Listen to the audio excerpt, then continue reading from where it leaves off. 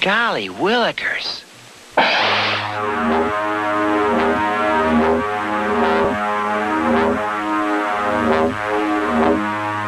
Whoa, I bet you can't wait till I talk about that movie, huh? So today, we're going to dive into 80s sci-fi from across the globe. From France to Japan to what we fondly used to call the Soviet Union. These are the films that are so bizarre, they just defy explanation. I mean, we're going to cover a French animated film that looks like Naked Avatar, Soviet citizens who teleport to a planet where pants determine social status, and a Polish all-female society that keeps men in museums. So let's explore the films that were just too bizarre for US Blockbuster Sci-Fi section. You may begin.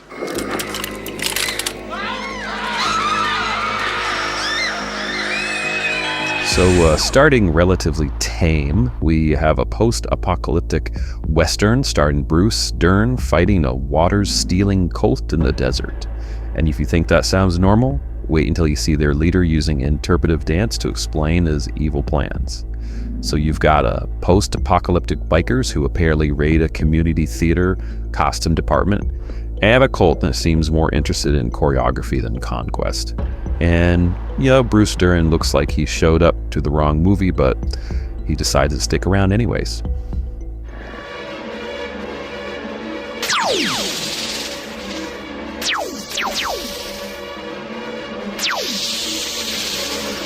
So I want you to imagine dropping acid while reading a quantum physics textbook.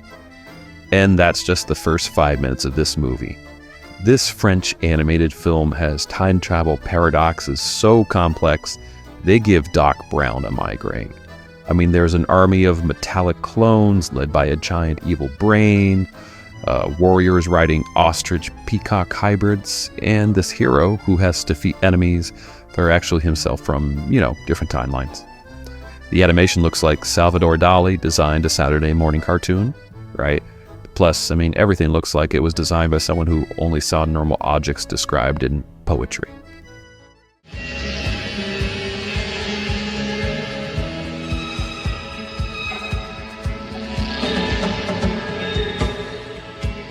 Alright, so we've got these two guys who agree to be frozen for 3 years, and then, of course, they wake up decades later in an all-female society that's, abolished men. But that's not the weird part. So the weird part is that this was made in communist Poland, and it somehow got past the censors. Maybe they were just a little too confused to object. Our heroes, they discover that all men died in a male-destroying war, which feels like something from a divorced lawyer's dream. And now they're stuck in an underground bunker where they're treated like museum exhibits. It's like if The Matrix was written by someone who really just need couples therapy.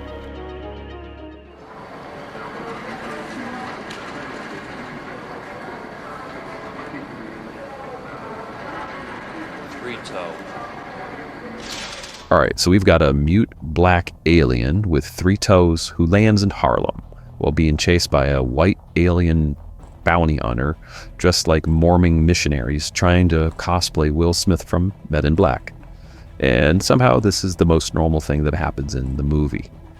Our alien hero spends his time fixing arcade machines with his psychic powers while hanging out in bars trying to understand why humans do cocaine. Plus, watching this alien try to understand New York City in the 80s, it's basically how everyone from Ohio feels during their first week in Manhattan.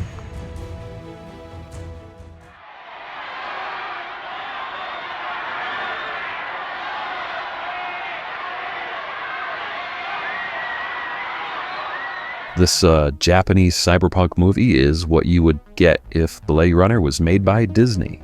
So the plot, who needs one? When you've got motorcycle gangs battling robots while live bands play in the background, right? So you gotta imagine Mad Max, but instead of fighting for gasoline, everyone's fighting for the right to throw like the most aggressive concert ever.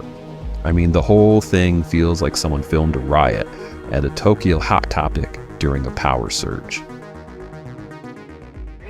Fluke Starbucker, intergalactic boy wonder. Augie Ben Doggy, venerable member of the Red Eye Knights. Before we were given Spaceballs, this Finnish film decided to turn sci-fi tropes inside out, looking like it was filmed in someone's garage with the budget of whatever was found in the couch cushions. So the special effects make the original Doctor Who look like it was Avatar. But there's something weirdly charming about watching space exploration being handled with all the grace of a drunk trying to parallel park. I mean, plus, their version of Lightspeed, it looks suspiciously like someone just shaking a flashlight at the camera. Well, I hope you enjoy it. I want you to go back 2 months in the time. You're going to see Europe again. First time. Yes, a detective story that's set in perpetually flooded Europe, where everything is shot in sepia tone because regular noir wasn't depressing enough. Our hero, he solves crimes by basically becoming the killer, which, that's what they may normally teach at the police academy. The whole thing looks like it was filmed through a glass of whiskey that someone had been crying into.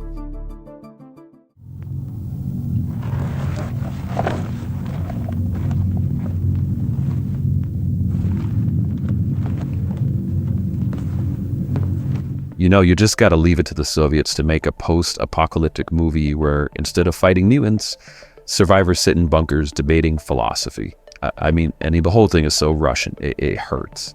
While Americans, their post-apocalyptic heroes were fighting in Thunderdomes. Dying times here. These guys are writing letters to their dead son about the nature of humanity. It's exactly as uplifting as it sounds. The main character spends most of the movie in a bunker with other intellectuals writing letters nobody will ever read, which is basically what Twitter or X would be after, a nuclear war.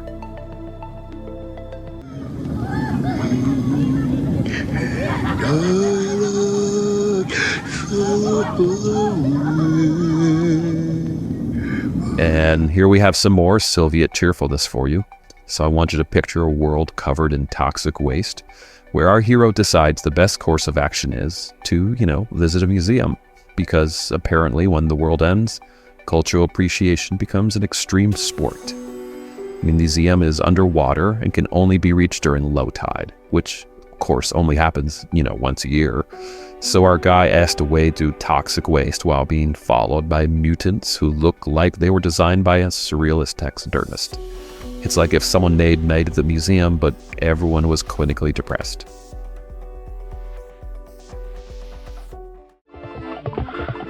Let's go to your place. Right now with you? Sure.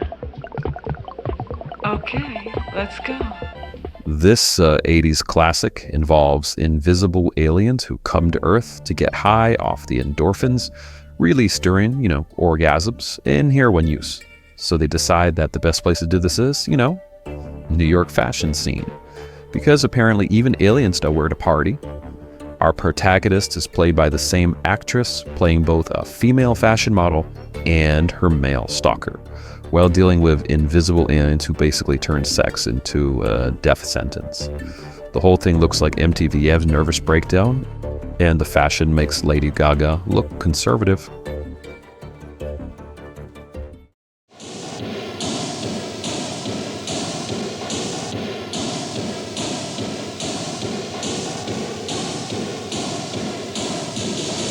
Okay, here we have a businessman who starts turning into metal after hitting a metal fetishist with his car. And that's the normal part. What follows is 67 minutes of a guy sprouting wires and pipes and, eventually a giant drill in a place where drills definitely shouldn't be.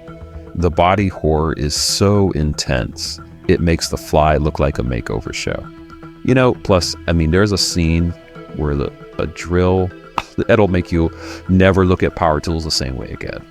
By the end, this hero, he transforms into a walking pile of scrap metal with tank treads, and then fuses with his girlfriend to become a massive cyber vehicle. Of course, that threatens the whole world by turning it into, metal. And you thought your morning commute was rough, right? All right, we're bringing you another Polish sci-fi epic that was so controversial that the communist government tried to destroy it. And the director, he had to wait like 10 years just to finish it.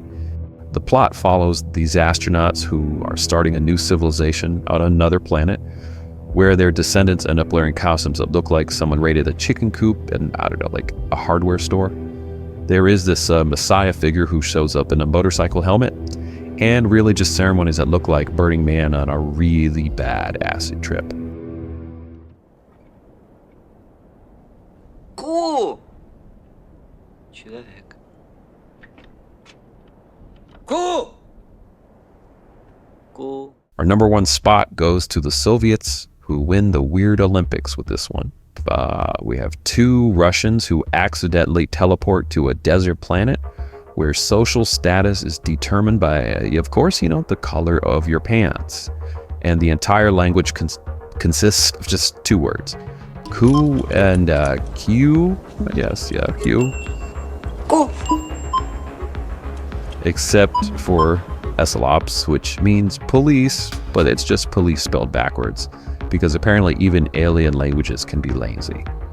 So the advanced alien civilizations, they live in these rusty spaceships. There are fights over matches because they're considered, precious artifacts.